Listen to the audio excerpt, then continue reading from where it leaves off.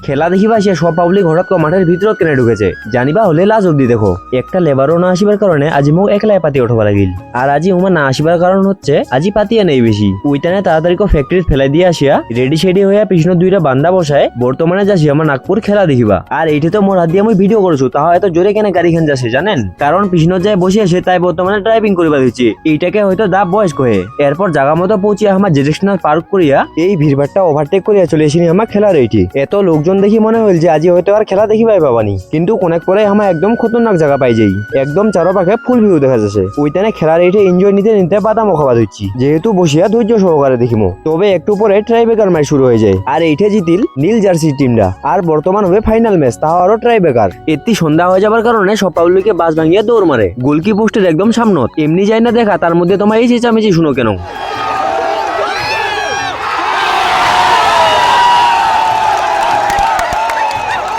এরকম অবস্থা হবার কারণে লাস্টে হেডটেল হয় আর প্রাইজ হয়ে যায় সমান সমান মানে যেটা ছিল ফার্স্ট 1 লাখ আর সেকেন্ড 60,000 ওইটা 80-80 কো ভাগ হয়ে যায় তবে হ্যাঁ খেলা আরো সুন্দর হলে যদি বিএসকে বলো না মানে আমার বেলগোবার টিম যদি মাঠত আগর থেকে উপস্থিত হলে উমার দেরি করে আসিবার কারণে পাবলিক অনেক খেপে গেছিল